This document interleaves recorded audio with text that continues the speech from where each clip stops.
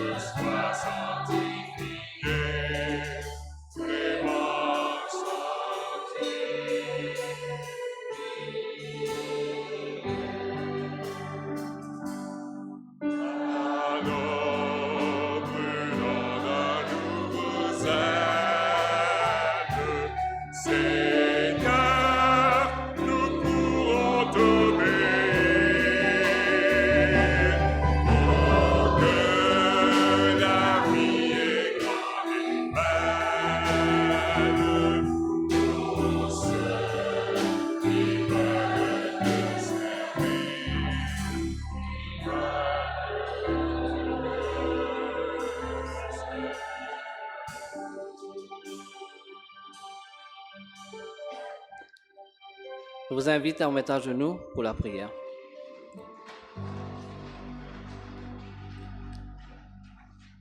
Éternel notre Dieu, notre Père, Créateur du ciel et de la terre, nous voici, nous, tes enfants, agenouillés devant toi ce matin, pour t'adorer et te louer. T'adorer en tant que Créateur de toutes choses et le dispensateur de la vie, et le sabbat est là pour nous rappeler cela. Merci de nous permettre de rentrer dans ton repos. Nous voulons aussi proclamer ta grandeur et ta magnificence et surtout te remercier pour ton amour inconditionnel pour nous. Béni soit ton nom et que tout genou fléchisse devant ta face et que tous ceux qui respirent te louent, car toi seul en es digne. Nous voulons te remercier pour la semaine écoulée, te remercier d'avoir été à nos côtés, de nous avoir aidés et soutenus dans toutes nos occupations, d'avoir pourvu toi-même à tous nos besoins. Merci de ce que ton regard est constamment sur nous et d'être à nos côtés en permanence. Grand Dieu, ce matin, nous reconnaissons aussi que nous sommes pécheurs, que nous avons des faiblesses et que certainement, durant cette semaine, nous avons péché contre toi. Veuille bien, s'il te plaît, dans ta miséricorde, nous pardonner, nous laver et nous purifier dans le sang de Jésus. Merci d'être notre Dieu, lent à la colère, riche en bonté, de ne pas nous traiter selon nos péchés. Mais autant les cieux sont élevés au-dessus de la terre, autant ta bonté est grande pour nous. Fortifie-nous ce matin et aide-nous à marcher fidèlement devant ta face. Chacun de nous, nous sommes venus avec nos soucis, nos défis, nos fardeaux, nos maladies. Et tu les connais car tu es omniscient et tu sais tout et tu vois tout. Et nous voulons tout déposer à tes pieds ce matin. Car nous reconnaissons que tu as tout pouvoir sur la terre et dans les cieux et que toi seul as solution à tous nos problèmes. Donne-nous ton repos et ta paix et agis puissamment pour nous. Seigneur, bénis tous tes enfants et continue surtout à soutenir ceux qui passent par le deuil, ceux qui souffrent d'une maladie quelconque et ceux qui sont dans le désespoir. Que tes bras d'amour les entourent et que ta présence se fasse sentir auprès d'eux. Nous sommes aussi venus t'écouter, nous parler, soit d'une façon spéciale avec celui que tu as choisi pour nous partager le pain de vie, notre ancien Michael. Accorde-lui une double portion de ton Esprit Saint et accorde-lui la parole facile, que tout ce qui sortira de sa bouche puisse venir de toi et serve à l'édification de tes enfants.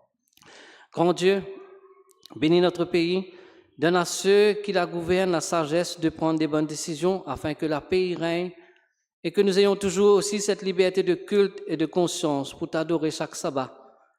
Et aide-nous à utiliser cette liberté pour continuer à partager la bienheureuse espérance de ton amour et du retour de Jésus très bientôt.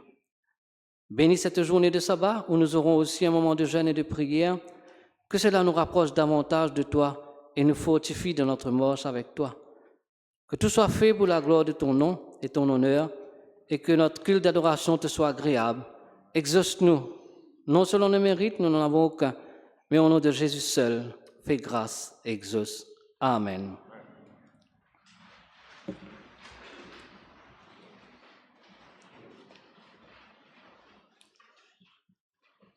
Chers membres d'Église, amis visiteurs, bonjour et bon sabbat. Donc, c'est un réel plaisir ce matin pour moi de me joindre à Michael pour vous souhaiter à tous une cordiale bienvenue. Donc, bienvenue à nos membres réguliers et bienvenue spéciale surtout à nos amis visiteurs. J'ai quelques noms que j'ai reçus. Donc, on a la famille L'Invulnérable, Waro et Fontaine. Donc, on vous souhaite la bienvenue. Sentez-vous à l'aise. Que le Seigneur vous bénisse. Et bienvenue aussi à ceux qui nous suivent chaque semaine, chaque sabbat, donc en ligne sur la plateforme Facebook. Que le Seigneur nous aide donc à passer des moments agréables en sa présence. Et on va tout de suite continuer donc dans notre adoration pour le Seigneur en laissant la place, bien sûr, le lead au praise team.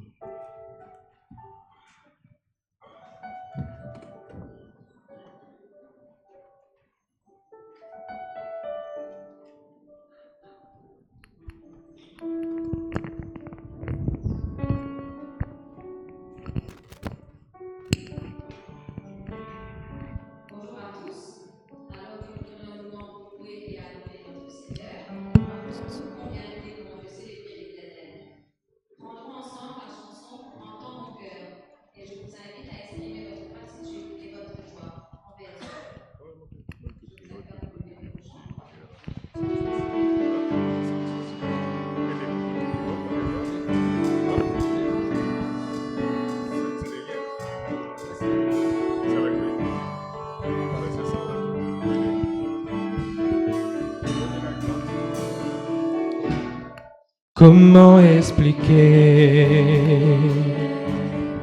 et comment décrire un amour si grand, si puissant que rien ne peut le contenir.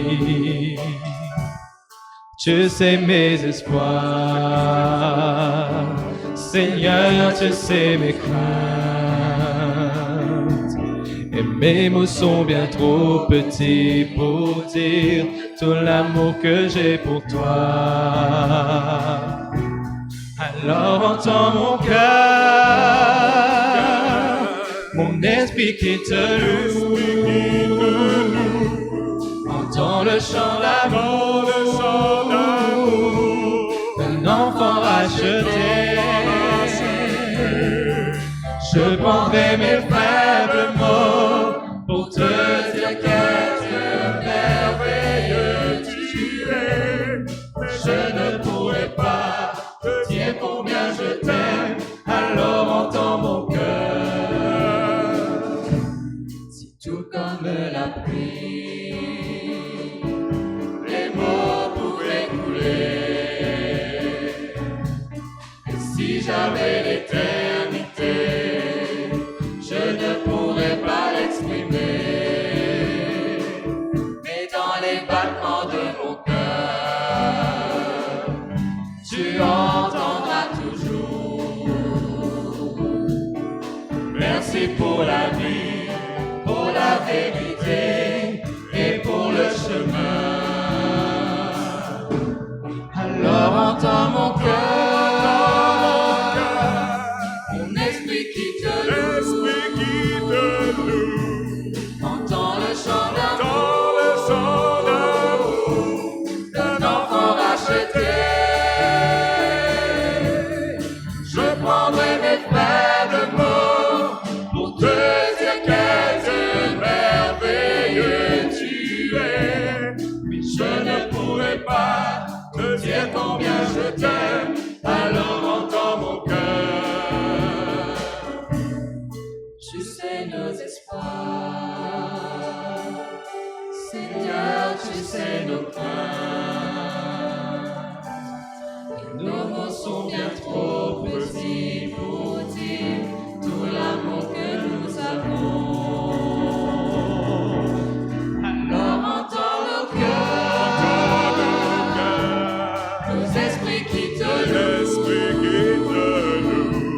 entends le chant d'amour de toutes les rachetés. Nous prendrons nos faibles mots pour te dire quel Dieu merveilleux tu es. Nous ne pourrons pas tout dire tout notre amour, alors entends nos cœurs. Nous ne pourrons pas te dire tout notre amour, alors entends nos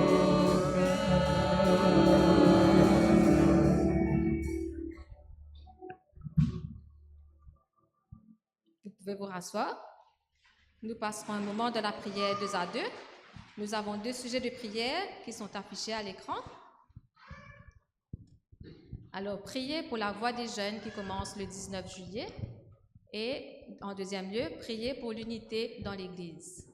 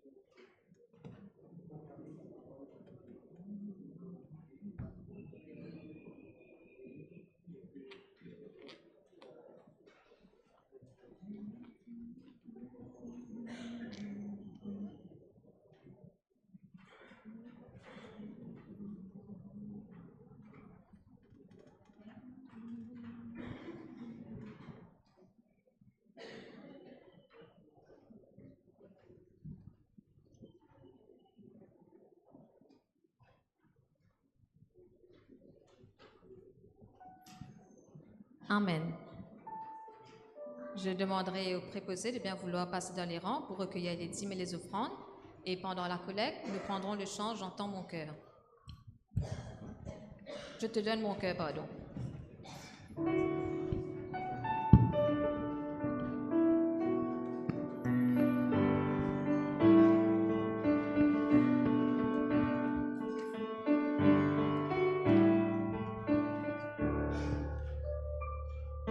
Je te donne mon cœur, il ne m'appartient plus.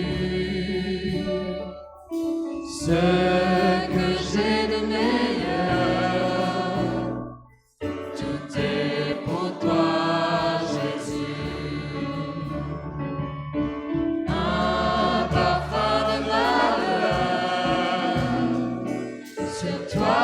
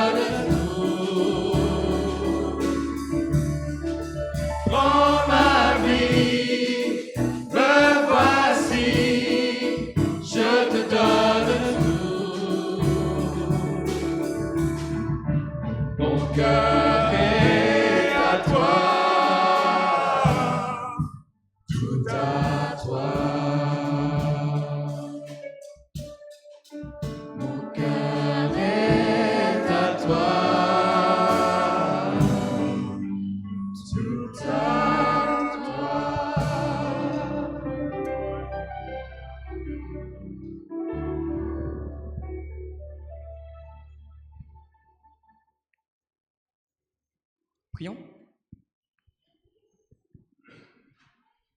Notre Père, Dieu Tout-Puissant, nous te remercions de nous accueillir en ta présence et d'accepter ces dîmes et ces offrandes que nous t'apportons en ce jour.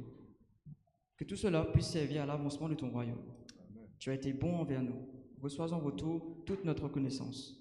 Mais au-delà de nos dons, ce sont nos cœurs que nous voudrions t'offrir tout entier. C'est dans le nom de Jésus que nous te prions. Amen. Amen.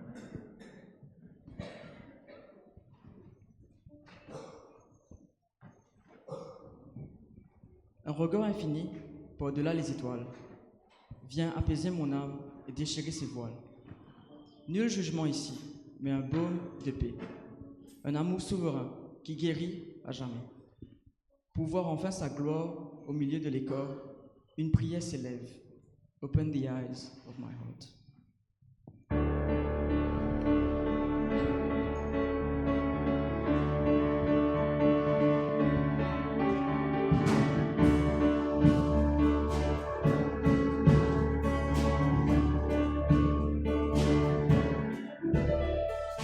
Open the eyes of my heart, Lord.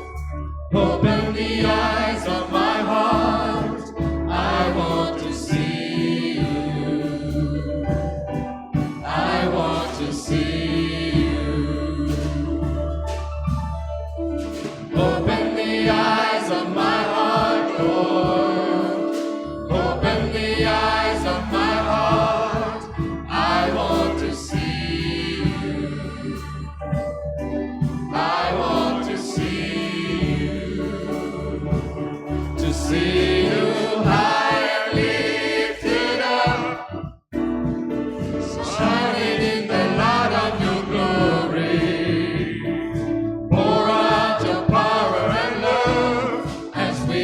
sing holy, holy, holy, to see you high and lifted up, shining in the light of your glory.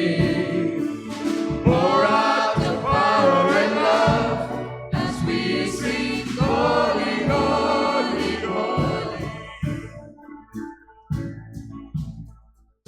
Holy, holy, holy. Holy, holy, holy. Holy, holy, holy. I want to see you.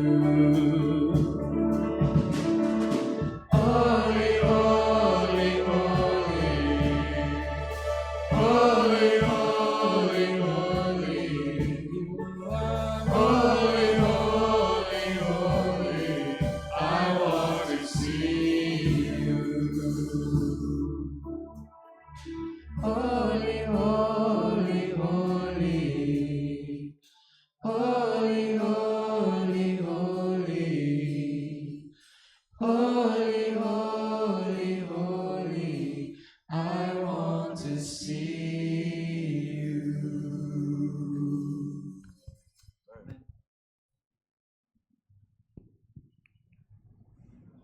La lecture de ce matin se fera dans le livre de Juges 14, le verset 1 à 3. Samson descendit à Timna, et il y avait une femme parmi les filles des Philistins. Lorsqu'il fut remonté, il le déclara à son père et à sa mère, et dit : « J'ai vu à Timna une femme parmi les filles des Philistins. Prenez-la maintenant pour ma femme. » Son père et sa mère lui dirent : « N'y a-t-il point de femme parmi les filles de tes frères et dans tout notre peuple, que tu ailles prendre une femme chez les Philistins qui sont incirconcis ? Et Samson dit à son père : « Prends-la pour moi, car elle me plaît. » Que l'Éternel bénisse l'influence de sa parole dans nos cœurs. Amen.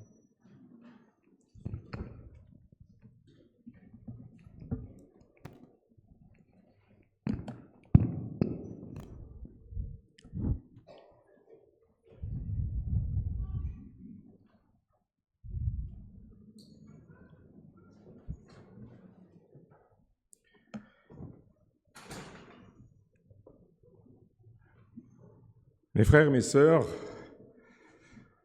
depuis plusieurs semaines, des millions, que dis-je, des milliards de personnes vivent au rythme du football. Les conversations s'animent, les ralentis circulent, les décisions arbitrales sont discutées, analysées, contestées. Était-il hors jeu? Y avait-il faute? Le ballon avait-il franchi la ligne?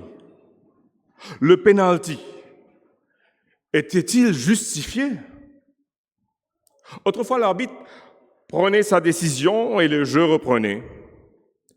Aujourd'hui, lorsqu'un doute subsiste, 3 lettres résonnent dans le stade. VAR, vous l'avez dit. Alors le jeu s'arrête. L'arbitre porte la main à son oreillette. Il dessine dans l'air un rectangle invisible, puis il accepte de revoir l'action. Et parfois, après avoir regardé exactement la même séquence avec les mêmes joueurs, le même ballon et le même terrain, il rend une décision différente. Pourquoi? Parce qu'il ne regarde pas seulement avec ses propres yeux. Il bénéficie d'un autre angle, d'une autre lumière, d'une perspective qui lui manquait. Et voici la question que je voudrais vous poser ce matin. Quand avez-vous demandé la VAR pour la dernière fois dans votre vie spirituelle? Pas au football. Dans votre mariage, dans votre travail, dans vos finances, dans une relation, dans une décision importante, dans votre manière de parler ou de regarder les autres. Avant de décider, avez-vous demandé à Dieu, « Seigneur, revois l'action avec moi » ? Ou avez-vous simplement affirmé, « Je vois, cela me suffit, Nous vivons dans une génération qui fait énormément confiance à ses yeux. Je l'ai vu sur Internet, je l'ai vu quelque part. J'en ai l'impression, je le ressens. C'est mon feeling, mon gut feeling. Comme si voir constituer la preuve ultime. Pourtant, la Bible raconte l'histoire d'hommes et de femmes qui ont perdu énormément parce qu'ils ont cru que leurs yeux suffisaient. Ève voit que le fruit est agréable. Lot voit les plaines fertiles du Jourdain. David voit Bathsheba. Et Samson voit une femme à Timna. La tragédie commence souvent de la même manière, par un regard. Nous pensons parfois que le péché commence avec une mauvaise action. La Bible va plus loin. Avant que les mains ne prennent, les yeux ont souvent déjà choisi. Avant que les pieds ne marchent, le cœur est déjà parti. Avant que les lèvres ne parlent, le regard a parfois déjà rendu son verdict. C'est ici que commence l'histoire de Samson, un homme extraordinaire, consacré avant sa naissance, choisi par Dieu, rempli de l'esprit, capable de vaincre un lion à main nue, capable de faire trembler une armée entière, un homme doté d'une force physique que presque personne ne possédait. Et pourtant, il sera vaincu non par un géant, non par une armée, mais par quelque chose de beaucoup plus subtil. Sa manière de regarder. Écoutons ses premières paroles. Juge 14, 2 à 3. J'ai vu à Timna une femme parmi les filles des Philistins. Prenez-la maintenant pour femme, car elle me plaît. Remarquez ce qu'il dit. Il ne dit pas « j'ai prié ».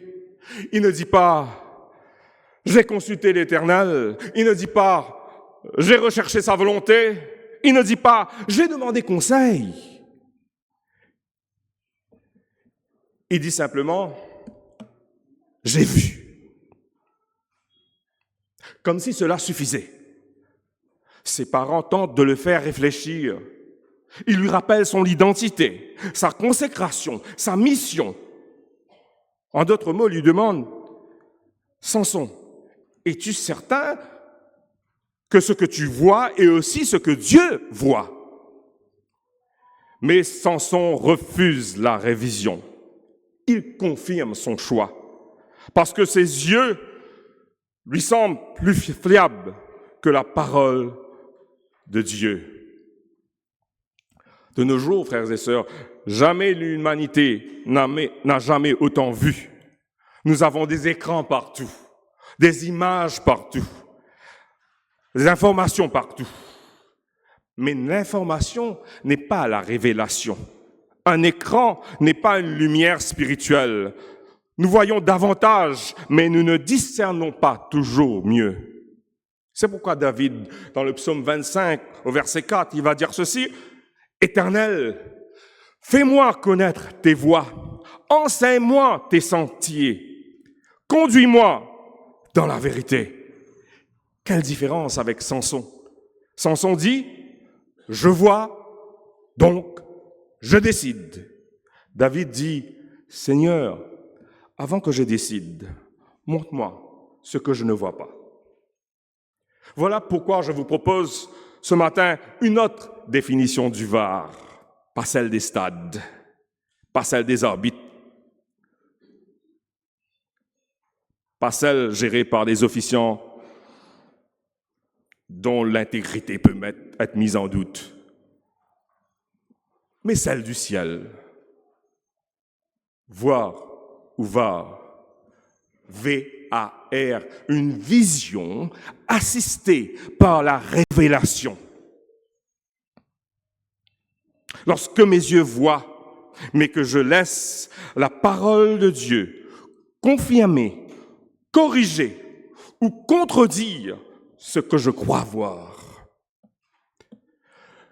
Car le véritable problème n'est pas de pouvoir se tromper. Nous nous trompons tous. Nous sommes des humains. Nous pouvons tous nous tromper. Le véritable problème, chers amis, est de refuser de revoir l'action lorsque Dieu nous y invite. L'histoire de Samson peut se résumer en 4 mouvements. Il voit, il désire, il prend, il tombe.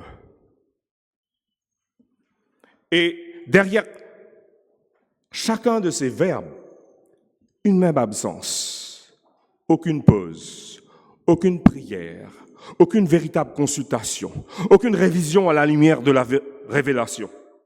Il voit. Juge 14, verset 1er nous dit, Samson descendit à Timna. Il y vit une femme parmi les filles des Philistins. Remarquez que le récit ne commence pas par une faute spectaculaire. Il commence par un regard. Le texte dit simplement, il vit. 2 mots. Aucune condamnation immédiate. Aucun commentaire. Et pourtant, toute la tragédie de Samson est déjà contenue dans cette phrase. Car le regard est rarement neutre. Nous croyons seulement regarder des choses, mais progressivement, ce que nous contemplons commence à façonner nos pensées, nos désirs, nos décisions et parfois notre destinée. Jésus dira dans Matthieu 6, verset 22, « L'œil est la lampe du corps. Si ton œil est en bon état, tout ton corps sera éclairé. » La question n'est donc pas seulement « Que regardes-tu » La question est aussi « Que produit en toi ce que tu regardes ?» Le texte précise « Samson descendit à Timna ». Timna se trouvait géographiquement plus bas. Mais dans le récit, cette descente géographique devient aussi l'image d'un glissement intérieur. Samson descend vers Timna. Plus tard, il descendra vers Gaza.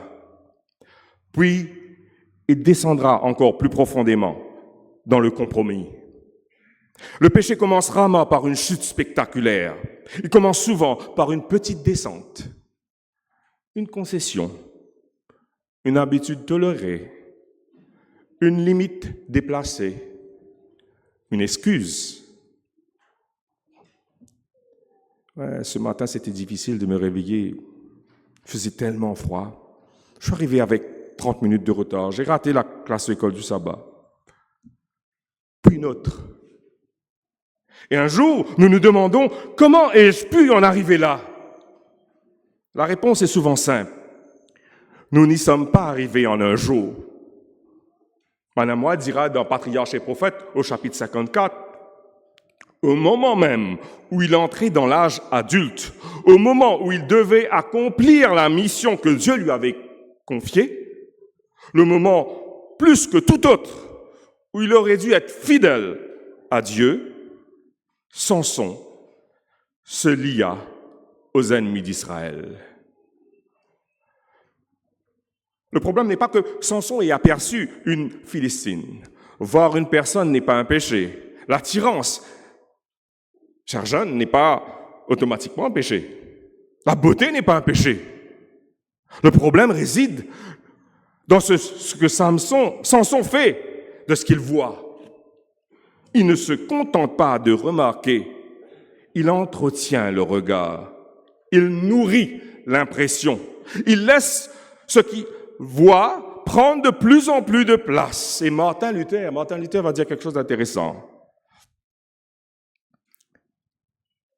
Nous ne pouvons pas empêcher les oiseaux de voler au-dessus de notre tête, mais nous pouvons les empêcher d'y construire leur nid. En d'autres mots, nous ne contrôlons pas toujours ce qui apparaît devant nos yeux, mais nous pouvons choisir ce sur quoi nous fixons notre attention. Le serpent avait déjà utilisé cette stratégie avec Ève. Dieu avait rempli le jardin d'arbres magnifiques. Mais le serpent réussit à concentrer toute son attention sur un seul arbre. Voilà l'un des effets du péché. Il réduit notre champ de vision. Nous ne voyons plus tout ce que Dieu nous a donné. Nous ne voyons plus que ce que nous pensons ne pas avoir. Et Samson regarde avec ses yeux, mais il ne regarde plus avec ceux de Dieu. Il évalue sans la parole. Il choisit sans la prière. Il avance sans demander la direction divine. Combien de décisions prenons-nous ainsi? Une relation nous attire. Une opportunité nous séduit. Une proposition paraît avantageuse. Une réponse nous vient immédiatement à l'esprit. Et nous nous mettons en mouvement avant même d'avoir demandé « Seigneur, qu'en penses-tu » David prie « Fais-moi connaître tes voies, enseigne-moi tes sentiers. » David reconnaît une vérité essentielle. « Mes yeux ne suffisent pas. » Alors que Samson dit implicitement « Ce que je vois me suffit. » David dit « Seigneur, montre-moi ce que je ne vois pas encore. » Et nous? Timna existe encore. Elle n'a simplement plus le même nom. Pour certains, Timna est un écran. Pour d'autres, une relation ambiguë. Pour d'autres, une proposition financière trop belle pour être honnête. Parfois, Timna ressemble à une carrière prometteuse, mais qui exige de mettre la foi entre parenthèses. J'ai lu, je ne sais pas en quoi c'est vrai, tout dernièrement, en une semaine, 2 grandes stars, ex-stars, Magic Johnson. Et puis l'autre, c'est le Usain Bolt. Tous deux de parents adventistes. Et l'un qui dit, le dernier nommé, qu'il envisagerait de retourner à l'église après avoir consulté son manager. Je ne pose pas de jugement.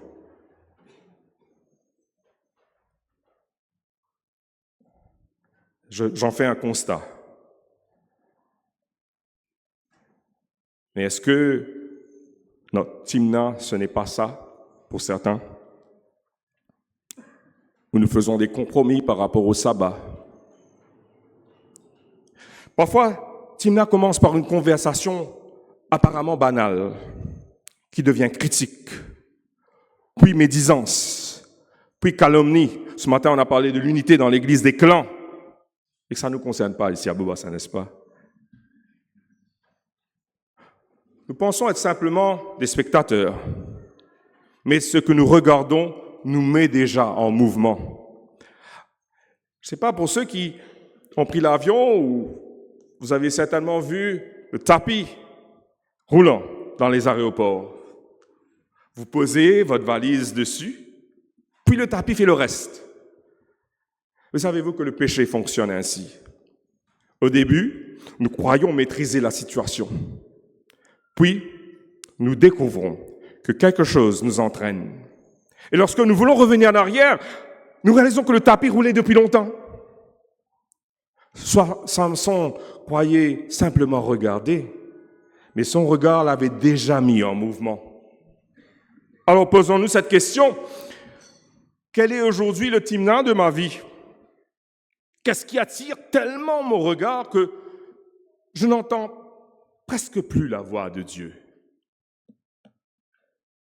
Quelle décision suis-je prêt à prendre uniquement parce qu'elle me paraît bonne? La Bible avertit, Proverbe 14, verset 12, « Telle voix paraît droit à un homme, mais son issue, c'est la voie de la mort. » Remarquez le mot « paraît ». C'est une question de perception. Encore une décision fondée sur les apparences. Samson voit, mais un regard entretenu devient rapidement un désir. prends-la pour moi. Juge 14, verset 3 dit ceci, car c'est elle qui me plaît. Samson ne se contente plus de regarder. Maintenant, il parle. Et ses paroles révèlent ce qui s'est produit dans son cœur. Prends-la pour moi. Ce n'est plus une observation. Une observation, c'est une exigence. Le regard est devenu une volonté. L'attirance est devenue une décision. Et Samson ajoute, car elle me plaît. L'expression hébraïque porte l'idée suivante. Elle est droite à mes yeux. Créole, y alors moi, sa manière alors moi. Elle est bonne selon mon jugement.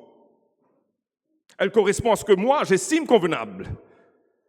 Cette expression rappelle la conclusion du livre des juges. Chacun faisait ce qui lui semblait bon. Juge 21, verset 25. Samson n'est donc pas seulement un homme qui commet quelques erreurs. Il devient le miroir d'une génération qui ne demande plus « Que veut Dieu ?» mais « Qu'est-ce ?»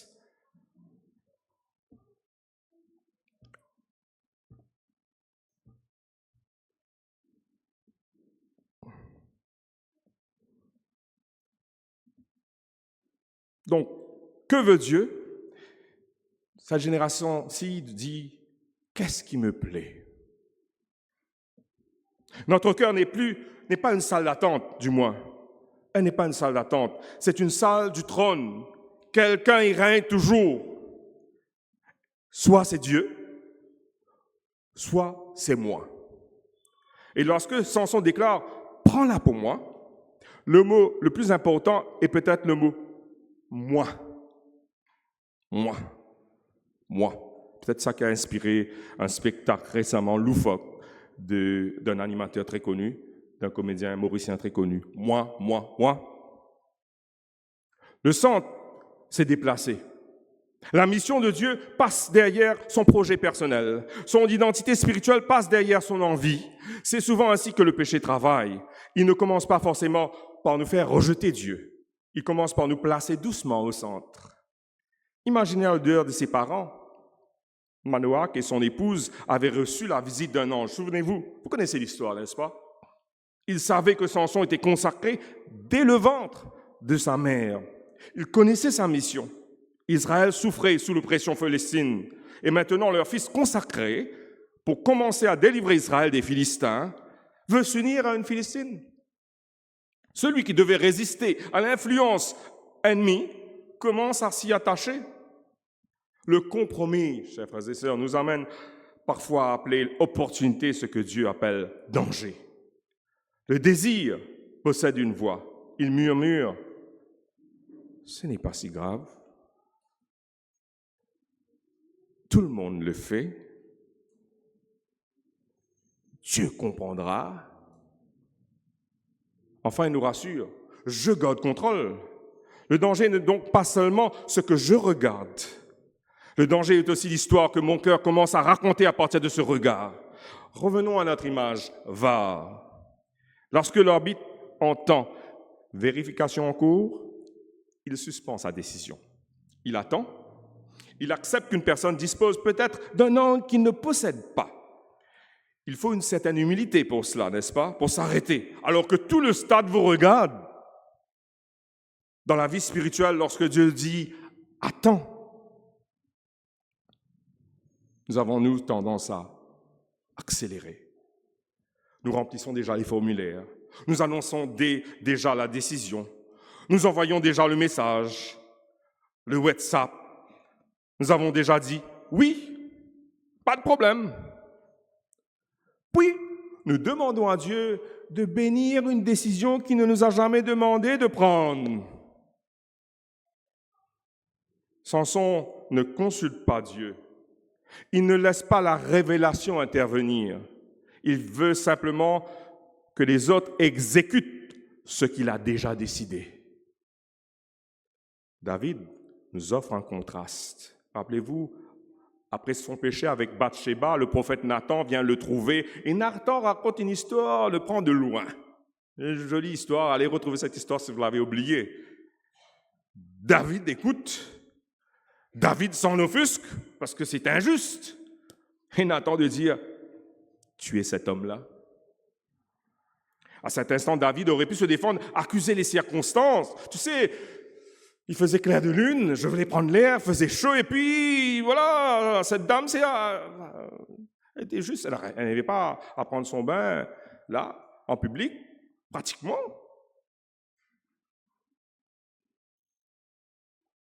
Accuser les circonstances, minimiser, faire taire le prophète.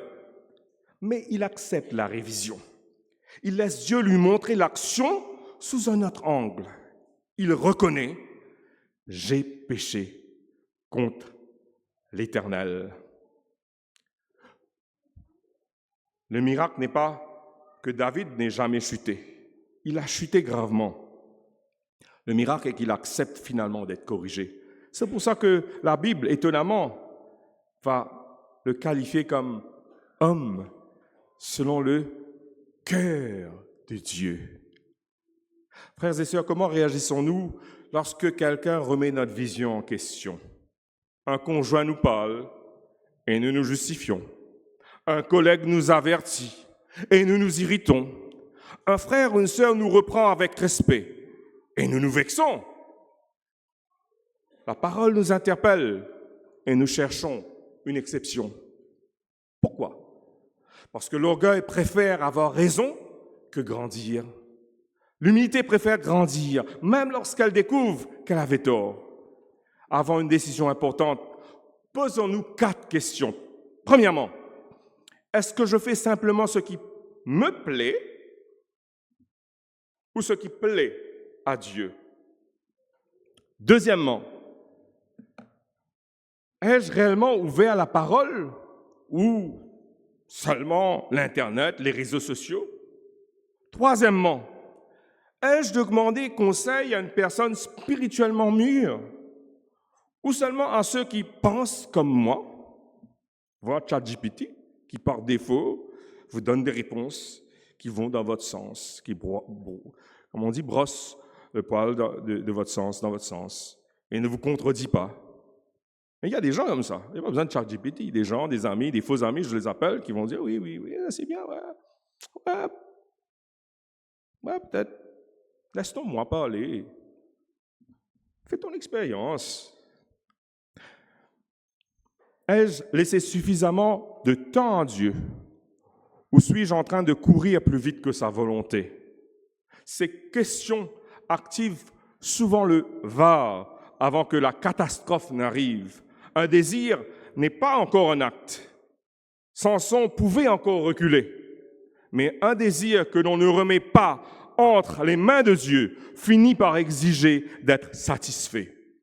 Il voit, il désire, puis il prend. Samson alla à Gaza, Juge 16, verset 1er. Il y vit une prostituée, il entra chez elle. Nous sommes maintenant arrivés à une étape douloureuse. Il ne s'agit plus seulement de ce que Samson voit, il ne s'agit plus seulement de ce qu'il désire, il passe à l'acte. Le texte est d'une simplicité presque déroutante, dérangeante. Il vit et il entra. Il n'y a presque plus d'espace entre le regard et l'action. Au début de son histoire, Samson voit une femme, revient vers ses parents, parle, insiste. Mais à Gaza, le processus s'accélère. Il voit, il entre. Comme si sa conscience ne protestait presque plus. Voilà l'un des aspects les plus dangereux du péché. Il ne change pas seulement nos actes, il modifie aussi notre perception. Ce qui autrefois nous troublait finit par nous paraître normal. Ce qui nous faisait prier ne nous inquiète plus. Il prend. Ce que nous appelons désobéissance devient dans notre vocabulaire un choix personnel. Le problème n'est pas seulement de tomber, le problème est de ne plus sentir que l'on tombe. Puis apparaît Delilah, la cause de toute la tragédie. Mais Delilah n'est pas le commencement, elle est l'aboutissement. Elle révèle ce qui s'est déjà produit dans le cœur de Samson. Un homme qui garde son cœur près de Dieu n'abandonne pas sa consécration en une soirée. Samson avait commencé à perdre intérieurement sa consécration, bien avant de perdre ses cheveux. Chaque compromis avait déjà coupé un cheveu invisible. Chaque désobéissance avait affaibli sa vigilance. Chaque concession avait rendu la suivante plus facile. Le rasoir n'a fait que rendre visible ce qui existait déjà intérieurement. Nous pensons souvent que les grandes crises détruisent les croyants, mais ce sont parfois les petites permissions quotidiennes qui préparent les grandes chutes. Une prière régulièrement négligée, une Bible constamment fermée et un écran qui reste ouvert. Une relation que l'on maintient tout en sachant qu'elle nous éloigne de Dieu. Un compromis que l'on justifie, puis un autre, puis un autre. Et un jour, on se demande, comment ai-je pu en arriver là? Encore une fois, on n'y arrive jamais en un jour, mais un arbitre international peut mal voir. Il peut être sincère de se tromper. Il peut être expérimenté et se tromper. Il peut se tromper très près de l'action et se tromper. Il se trouve tout près de l'action, mais il se trompe. Voilà pourquoi il accepte qu'une autorité extérieure lui dise « Arrête-toi, regarde encore ». Samson, lui, ne s'arrête plus. Il pense que son premier regard suffit. Et c'est précisément là que commence toute dérive spirituelle. Le chrétien mature n'est pas celui qui pense avoir toujours raison. C'est celui qui accepte que Dieu corrige sa vision avant une relation, avant un investissement, avant un engagement, avant une réponse importante, avant une parole. Demandons-nous, ai-je demandé la var de Dieu? Ai-je laissé la parole revoir cette action avant qu'elle ne devienne une décision difficilement réversible? Mais Samson ne s'arrête pas. Et l'homme qui refuse de s'arrêter finit par tomber. Il tombe. Nous arrivons maintenant à une des phrases les plus tragiques de toute l'histoire de la Bible. Juge 16, verset 20 nous dit ceci. Il se réveilla de son sommeil et dit « Je m'en tirerai comme les autres fois ». Rappelez-vous, ça se passe juste après pendant l'épisode d'Élia, quand Élia essaie de lui demander « Mais quel est ton secret ?» Un bref rappel, j'espère que vous connaissez cette histoire.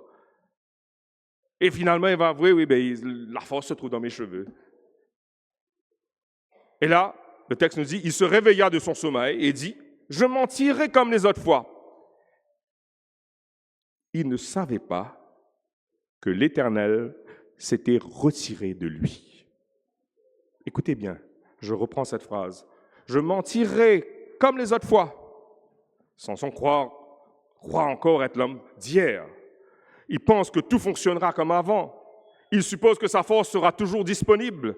Il croit pouvoir continuer à vivre dans le compromis tout en bénéficiant indéfiniment de la puissance divine. Mais le texte ajoute, il ne savait pas. Quelle tragédie. Il ne savait pas que quelque chose avait changé. Il ne savait pas qu'il était devenu étranger à sa propre consécration. Il possédait encore des souvenirs de sa force, mais il n'en possédait plus la réalité. Il connaissait encore les gestes du passé, mais il avait perdu la communion qui leur donnait un sens. Les Philistins le saisissent, puis ils lui crèvent les yeux. Quelle terrible ironie! Celui qui avait laissé ses yeux gouverner sa vie termine sa carrière sans ses yeux. Mais en réalité, Samson était devenu aveugle bien avant que les Philistins ne le rendent physiquement aveugle. Son aveuglement extérieur ne fait que révéler son aveuglement intérieur. Il ne voyait plus sa faiblesse, il ne voyait plus le danger, il ne voyait plus la distance qui s'était installée entre Dieu et lui, il ne voyait plus ce qu'il était en train de devenir. Et pourtant, l'histoire ne s'arrête pas là. La Bible dit, Juge 16, verset 22, « Cependant, les cheveux de sa tête recommençaient à croître. » J'aimerais qu'on dise ça de moi, mais j'attends les nouveaux cieux et la nouvelle terre pour cela. Ce détail est beaucoup plus physique. C'est un signe de grâce, chers amis. Alors que Samson tourne la meule dans sa prison, alors que sa force a disparu, alors que son honneur est détruit, alors que ses ennemis se moquent de lui, Dieu n'a pas terminé. Ses cheveux recommencent à pousser. La grâce commence à travailler dans l'obscurité. Samson finit par prier. Cette fois, il ne parle plus comme un homme sûr de lui. Il ne revendique plus son droit. Il ne donne plus d'ordre à ses parents. Il ne se vante plus de sa force. Il prie comme un homme brisé. Il a fallu en arriver là. Et Dieu entend. C'est ce qui est magnifique dans le texte. Dieu entend, non parce que Samson mérite une dernière victoire. Voilà l'évangile dans l'histoire de Samson. Dieu demeure fidèle et miséricordieux malgré nos errements. Nos choix ont des conséquences. La grâce n'efface pas magiquement toutes les conséquences. Mais notre chute ne rend pas nécessairement Dieu incapable d'écrire un dernier chapitre dans notre vie. Peut-être ce matin, peut-être quelqu'un qui nous regarde à travers les réseaux sociaux se reconnaît-il dans Samson? Vous avez regardé trop longtemps. Vous avez désiré ce que Dieu vous demandait d'abandonner. Vous avez pris une décision dont vous portez aujourd'hui les conséquences. Vous avez même chuté. La question n'est plus, puis-je réécrire le passé? Vous ne pouvez pas. L'anglais dit « let bygones be bygones ». Mais vous pouvez encore prier.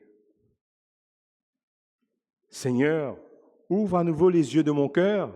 La repentance ne consiste pas à prétendre que rien ne s'est passé. Au contraire, elle en mesure toutes les conséquences. Elle ne minimise pas. Elle en prend conscience et la repentance consiste à accepter, enfin de voir notre vie comme Dieu la voit. Et permettez-moi maintenant de lever les yeux vers un autre homme.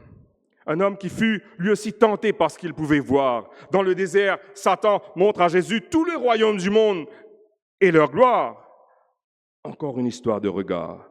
Satan lui dit en substance, « Regarde ce que tu pourrais obtenir. » Samson avait regardé Timna et déclaré, « Je veux ce que je vois. » Mais Jésus répond, « Il est écrit. » Il est écrit.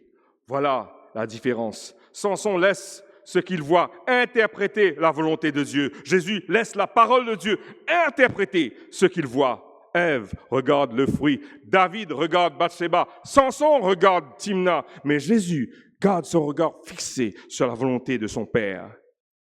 Notre espérance ne repose donc pas sur notre capacité à devenir aussi fort que Samson. Elle repose sur celui qui a été parfaitement fidèle là où Samson a échoué. Samson avec une grande force physique, mais un regard non discipliné. Jésus semble faible sur la croix, mais demeure parfaitement soumis au Père. Samson prend ce qu'il désire, Jésus renonce à ses droits. Samson perd sa force à cause de ses compromis, Jésus donne volontairement sa vie pour sauver les pécheurs que nous sommes. Et parce que Christ a vaincu, nos yeux peuvent être ouverts. Paul prie dans Éphésiens 1er qu'il illumine les yeux de votre cœur, les yeux du cœur. Voilà ce qui manquait à Samson. Il voyait avec ses yeux physiques, mais il ne discernait plus avec son cœur. De cette prière biblique, savez-vous qu'est né le chant que nous avions chanté, entonné tout à l'heure? Open the eyes of my heart, Lord. Seigneur, ouvre les yeux de mon cœur. C'est à la fin des années 90 que Paul Baloche, qui était directeur de sa chorale dans l'église locale du Texas, et avait l'habitude d'écrire dans un journal les prières, les pensées, les textes bibliques qui l'accompagnaient dans sa marche avec Dieu. Un jour, en méditant la prière de Paul, qui se trouve dans Éphésiens 1, verset 18, il s'arrête sur ces paroles. Qu'il illumine les yeux de votre cœur pour que vous sachiez quelle est l'espérance qui s'attache à son appel. Cette expression le saisit. Les yeux de votre cœur. Comment le cœur peut-il avoir des yeux? Et Paul Baloche comprit que l'on peut posséder une excellente vue physique et demeurer pourtant incapable de discerner la présence, la gloire et la volonté de Dieu. Nous pouvons voir les circonstances sans voir ce que Dieu accomplit, voir les obstacles sans voir sa puissance, sans voir le danger qui se cache derrière, voir comme Samson, sans voir comme Dieu. Et en méditant ce texte, Paul Baloche prit sa guitare et transforma progressivement cette prière biblique en une prière chantée. Seigneur, ouvre les yeux de mon cœur, je veux te voir. Ce n'était pas d'abord une chanson destinée à devenir célèbre, c'était une prière personnelle.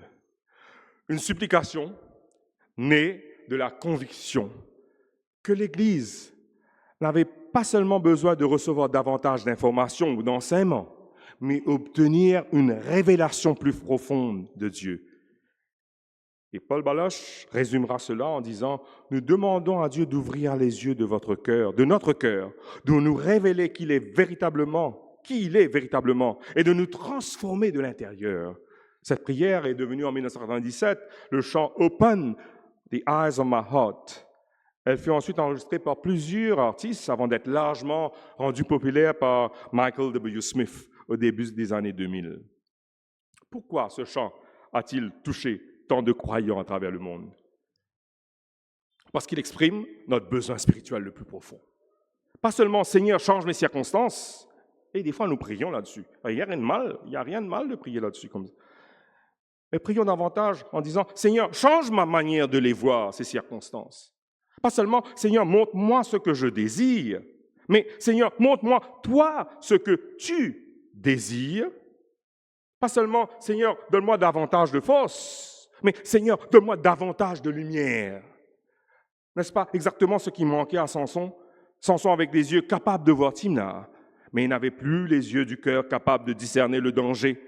Il voyait une femme, Dieu voyait une alliance menacée. Il voyait une satisfaction immédiate, Dieu voyait les conséquences futures. Il voyait ce qui lui plaisait, Dieu voyait ce qui l'éloignerait de sa mission.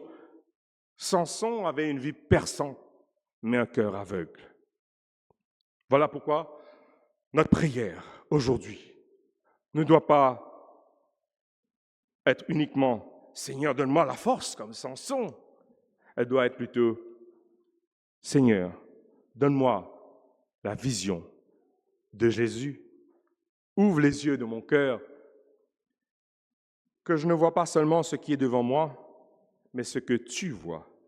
Que je ne choisisse pas seulement ce qui me plaît, mais ce qui te plaît. Que mes yeux ne prennent jamais une décision sans que mon cœur ait d'abord été éclairé par ta révélation. Alors, Église, chers membres, tout le monde vous dira peut-être « Regarde !» Demandez la VAR. Lorsque vos émotions vous diront « Tu dois agir maintenant », demandez la VAR.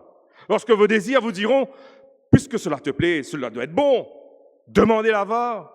Lorsque votre orgueil vous dira « Tu n'as pas besoin de l'avis de personne », demandez la VAR. Lorsque la tentation vous dira « Ce n'est qu'un petit compromis », tout le monde le fait, demandez la VAR, la vision assisté par la révélation. Ce qui a détruit Samson n'était pas d'abord Delilah, c'est un regard qui avait cessé d'être soumis à Dieu. Ce qui protégera l'Église ne sera pas seulement une meilleure organisation, ni non plus davantage d'activités, davantage d'informations. Ce sera un peuple qui demande à Dieu d'éclairer les yeux de son cœur. Et avant de terminer, permettez-moi un dernier mot. Car notre méditation se poursuit, notre conversation avec notre Seigneur se poursuit pendant cette journée. Nous avons une journée de jeûne et de prière, comme l'ancien Denis vous l'a dit. Quelle belle occasion de dire au Seigneur, ouvre les yeux de mon cœur, montre-moi ce que je ne vois pas encore, corrige ce qui doit être corrigé, conduis-moi dans tes voies. Peut-être vous n'avez pas eu le temps de jeûner, vous n'avez pas prévu, mais vous pouvez revenir, même si vous ne jeûnez pas, vous revenez l'après-midi. Nous aurons avec le pasteur David Jenna une méditation, nous aurons des moments de louange. Et peut-être c'est le moment où le Seigneur t'appelle à passer à la VAR. Demain soir, nos jeunes s'engagent dans un combat spirituel. C'est le Youth Connect. Ce rendez-vous leur est spécialement réservé, spécialement destiné. Les jeunes parlent aux jeunes. Je ne pourrais pas venir, j'ai passé l'âge. Et même j'ai l'interdiction de mes enfants. Mais c'est mieux qu'ils se sentent intimement entre eux et pour partager la parole de façon authentique, sans censure, qu'ils se livrent et qu'ils soient inspirés par l'Esprit, par la voix. Prions pour eux. Prions qu'au milieu d'un monde de distraction par excellence, un monde qui cherche tant de regards et tant d'approbation, une nouvelle génération apprenne à fixer les yeux sur Jésus. C'est là notre plus grand désir, que nos enfants, nos adolescents, nos jeunes adultes ne suivent pas simplement ce qui leur paraît bon, mais qu'ils apprennent aussi à demander à Dieu une vision assistée par la révélation. Dans quelques instants, nous chanterons le cantique au numéro 526. L'équipe de praise va revenir et nous guider à cela. Fixe les yeux sur le Maître. Viens, sous son merveilleux regard. Après tout ce que nous avons médité sur Samson, ces paroles prennent une résonance particulière. Samson a fixé les yeux sur Timna. Nous, aujourd'hui, nous choisissons de fixer nos yeux sur Jésus. Car la victoire de la vie chrétienne ne consiste pas à tout voir. Elle consiste à regarder dans la bonne direction. Alors, lorsque le monde vous dira « Regarde ici », que votre cœur réponde « Je fixerai les yeux sur le Maître ». Et lorsque vous devez prendre une décision importante, souvenez-vous simplement de ces 3 lettres. V-A-R, vision, assistée par la révélation. Avec le psalmiste, disons, dans le psaume 25, verset 15, « Mes yeux sont constamment tournés vers l'Éternel. » Et que nous puissions entendre l'exhortation de l'auteur de l'Épître aux Hébreux, dans Hébreux 12, verset 2, dire « Ayons les regards fixés sur Jésus, l'auteur et le consommateur de la foi. » Que le Seigneur nous bénisse et nous garde. Amen.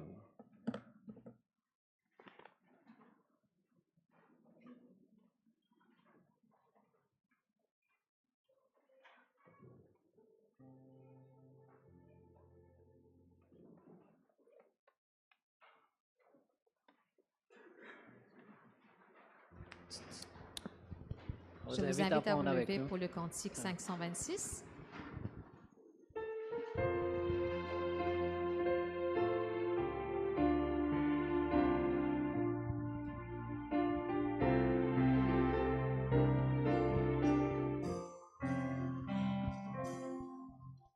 Quand écrasé court dans la tête, tu te nourris de tes malheurs,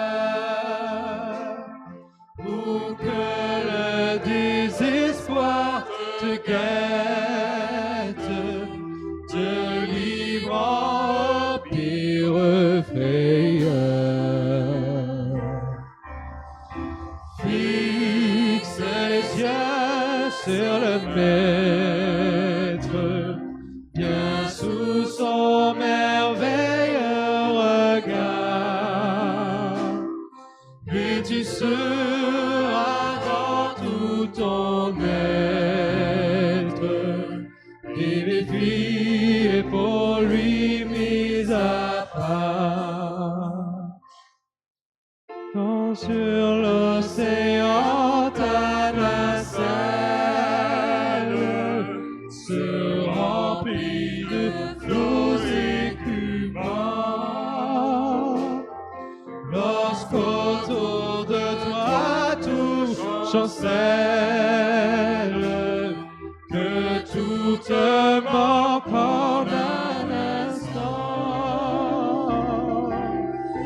Fixe les yeux sur le Maître, bien sous son merveilleux regard,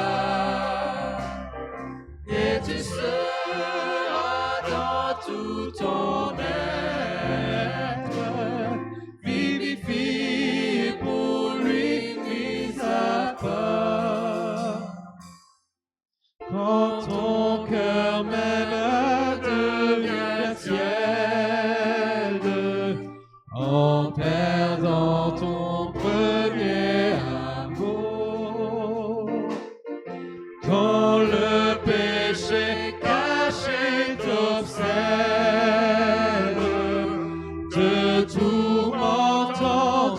nuit de jour. Fixe les yeux sur le Maître, bien sous son merveilleux regard, et tu seras dans tout ton être, vivifié pour lui mis à part. T'affaiblis, tu perds courage dans ton service pour Jésus. Quand lassé du pèlerinage, ton œil ne le discerne plus. Fixe les yeux sur le Maître, bien sous son merveilleux regard, et tu seras dans tout ton être, vivifié pour lui mis à part. Prions. Notre Père, notre Dieu, nous voulons te bénir et te louer de ce que tu as mis à notre disposition, ta parole qui nous éclaire, qui est une lampe sur notre chemin. Et tu nous as aussi accordé ton Esprit Saint qui nous permet d'avoir une vision éclairée et de faire des choix judicieux. Pardonne-nous pour toutes les fois où nos yeux se sont arrêtés sur des choses qui n'en valaient pas la peine. Pardonne-nous par rapport à nos décisions, nos errements. Mais merci de nous avoir rappelé aussi que tu es un Dieu de grâce et de bonté, qu'en dépit de nos errements, en dépit de notre infidélité, de notre inconstance, tu es ce Dieu qui se révèle et qui est capable d'écrire un chapitre nouveau dans notre vie.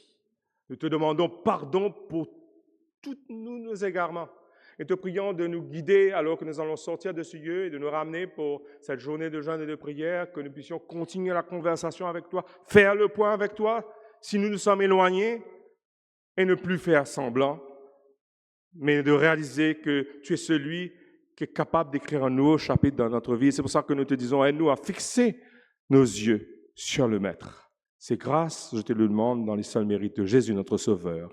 Amen.